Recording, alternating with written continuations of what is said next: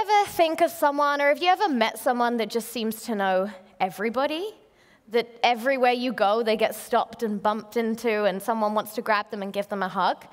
Well, this is the person that I'm about to introduce, and I feel very grateful to have watched her company go from a fleeting idea, a scribble on a page, to now, a couple of years later, she's built an entire company around the concept of being someone's wing person. So we're going to find out how to find our wings by introducing Miss Shaena Harrison.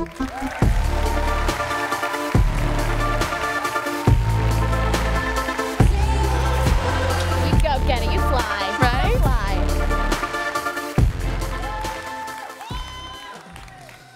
Shaena! I'm not just saying my name because I like the sound of it. As many of you will know, Shaena is also how we say hello to each other in Sweden. But there's a connection between the two because I have a mission. And that mission is to help people make more authentic connections with each other. I have a question for you. Have you ever walked into a room crowded full of people and seen someone standing alone, looking lost? Or maybe they're reading their lanyard very intently? Have you ever been that person? Wanting to make a connection with someone across the room, but not knowing how to take the first step? I know you can answer yes to at least one of those questions, because the reason we're all here is to make connections. And we're all at different stages on our path to being networkers.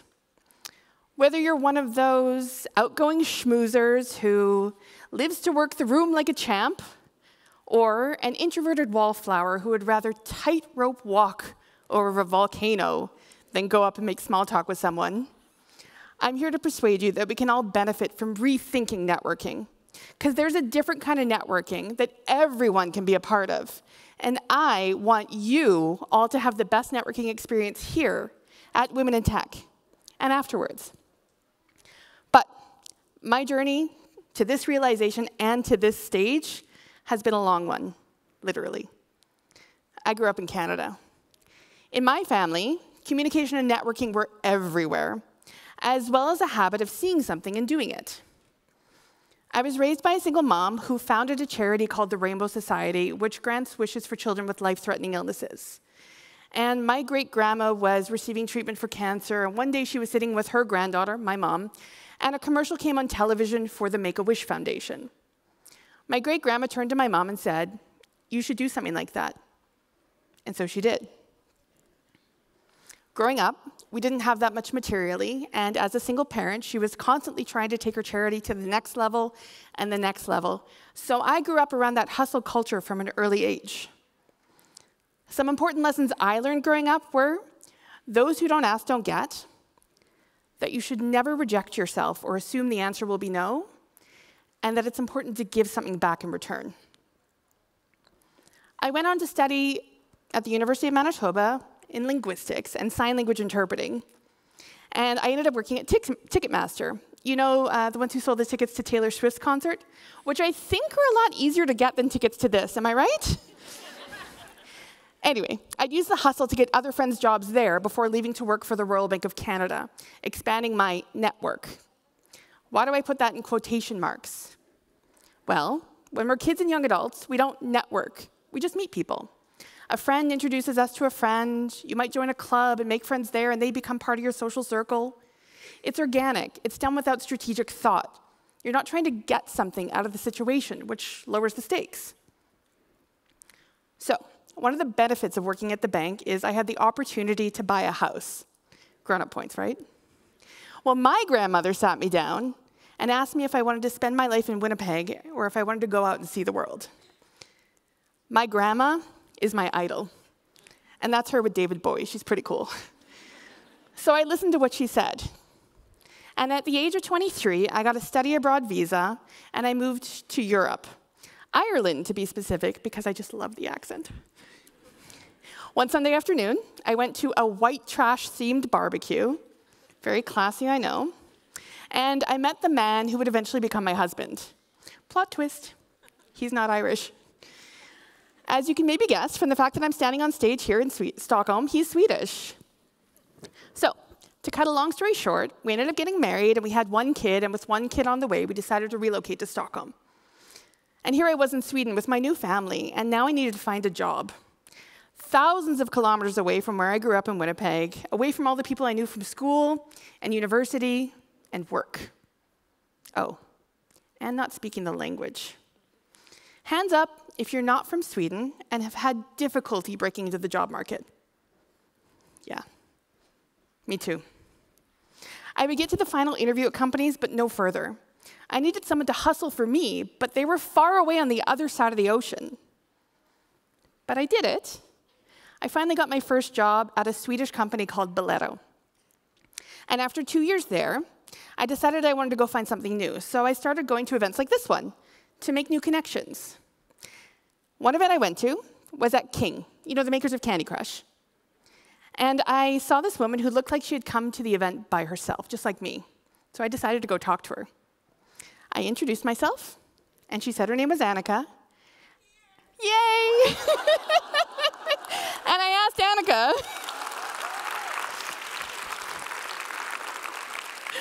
asked Annika whom she wanted to meet. Annika asked me, she's like, she can find it actually, she said she wanted to meet one of the founders of King, who also happened to be at the event. So I took us over, and I got everyone chatting. Now, just to be clear, I didn't actually know the founder of King, but Annika didn't know that. And he didn't know that I didn't know her. So some of you might be sitting there thinking, oh, wow, how amazing, Shaena. You're here to tell us how easy it is for you, a bubbly, outgoing social butterfly when it comes to networking. Great. Here I am, someone who's totally out of their comfort zone. What am I supposed to do? I'm getting there, I promise. Just sit tight for a minute. Because it's true, I am someone who's extroverted, and I'm not here to tell you that everyone is the same when it comes to networking. Some people find it hard to put themselves out there and take the first step. What I am here to tell you is that there's a different way of networking where that doesn't matter. But back to the story. So after getting my first job and doing a bit of networking, I turned getting a job into an art form. If finding jobs was a sport, then you'd see me on TV this year in Paris at the Olympics, running around with the Canadian flag draped around my shoulders. I had no problem getting jobs. I got jobs at great companies filled with amazing people, but every single time I felt like something was missing, some piece of the jigsaw. And then I would, go on and get another employment opportunity thinking, this is where I could become the Shaena of my career dreams. But I never did. And after my 4th redundancy in 3 years, I finally thought, you know what, Shaena? Maybe the universe is trying to tell you something. And then, just to make sure I got the message, the universe sent me a phone call from Annika. She wanted me to go to an event with her and support her as she went around networking. And she said she'd pay me for my time. And an idea that I had in my head just started to crystallize, something I'd been doing throughout my entire life, but I never knew how to monetize. Human connection as a service.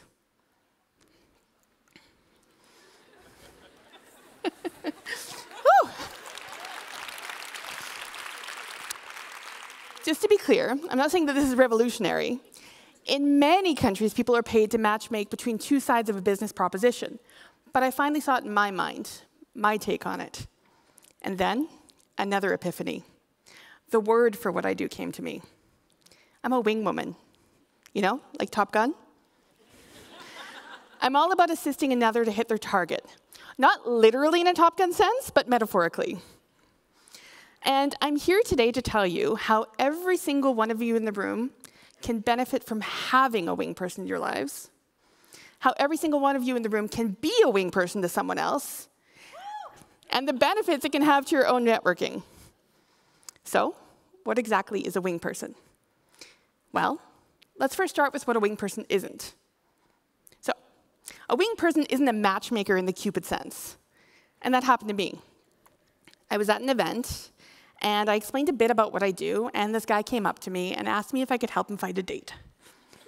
I had to tell him no, but I hope he'd find one. And a wing person isn't a networking sorcerer or sorceress either. There's no magic connection guarantee. I'm sure we've all had friends who we thought would get along great, and then it just hasn't worked. Some fireworks just don't ignite. And a wing person isn't a fake friend. It's important to be transparent. If you're being a wing person for someone you just met, then you can say that. There's nothing embarrassing about having a wing person, and it can be a great way to start a conversation and show that that person is serious about networking. Because that is what is at the heart of what a wing person is. A wing person is a person who helps another person achieve their networking goals. This could be finding a new job, a business opportunity, or a social connection. But how exactly do they do that? Firstly, it can be something as simple as giving someone that gentle nudge they need to step outside their comfort zone. And some of you might know what I mean. You're standing at an event thinking, should I go talk to that person? Yes? No? A wing person stops you at the yes and takes you over and introduces you to them. Secondly, a wing person is someone who can see the connections that can be meaningful between two people. And just listening to someone talk about what they're trying to achieve and thinking, I know so-and-so who does that. I wonder if they can help them with this. Everyone in this room has a network. We all know people from our work lives, our social circle, our past, our present. And a wing person is someone who helps connect them when someone asks for help. Finally, being a wing person is all about building bridges between people that are otherwise hard to create. It's about providing that pathway into the conversation, letting the person shine in their best light, and then letting the conversation go. I was at an event recently where my friend Charlie was speaking, who's a famous magician here in Stockholm. And at the after party, he was sitting at the speaker's table where there was a bunch of famous people, and I kind of wanted to sit there too. But I wasn't a speaker, nor am I famous. Anyway, Charlie saw me, and he flagged me down. He said, "Hey, Shaena, come join us." And then he introduced me. He said, "Hey, everyone, this is my friend Shaena. She's done TEDx events. She's going to join us." And I was like, that is what a wing person introduction is. Again, it's about providing that pathway and that context to that person. And again, letting the conversation go, saying, she's cool, she's allowed to be here. So, now we all know what a wing person is and what they do. And some of you might be sitting there thinking, but Shaena, I'm an amazing networker as it is. I don't need a wing person. And that's the thing. That's something I want you to take home with you. Having a wing person isn't about needing one. Wing people aren't there to make up for some sort of social deficit, and you're not a networking failure if you have a wing person by your side. A wing person is someone who helps you expand your network more effectively. They're not just for emergencies. They can and should be a natural part of a networking event. Just like a bicycle is a tool to get you somewhere faster, sure, you could walk, but it takes longer and it requires more effort. Having a wing person is about practicing a different kind of networking. Being a good networker lets you navigate the room with ease. Having a wing person lets you find those bits of the room you didn't even know existed. Moreover, it's about lifting up someone else, so we don't have to pitch ourselves, because nobody wants to be sold to. And by doing so, we not only make it easier for that person to shine, we lift ourselves up in the process and build connections that can later on help us in our lives. We're at Women in Tech. I believe a way for us to make a difference in this world is to go out and be wing people for each other. Networking isn't just about opening up our address books.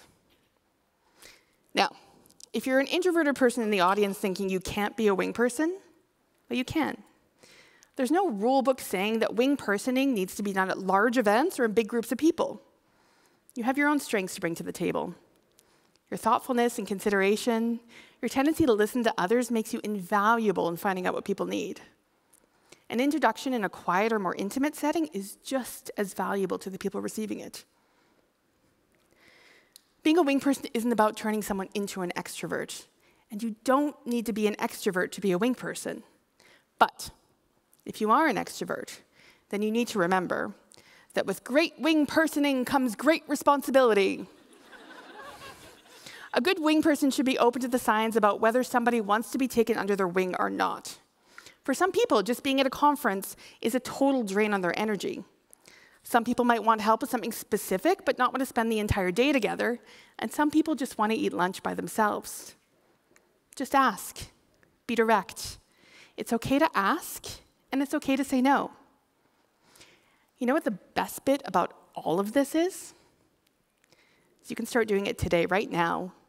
When you're going to go get your coffee or tea or lunch at the break, go find your Annika. Ask them if you can be their wing person. Ask them what they would like to achieve, who they would like to meet, and then go introduce them. Because in a world of AI-generated content filling LinkedIn, Facebook, and everything else, personalized introductions, those that possess that magical human touch, will be priceless.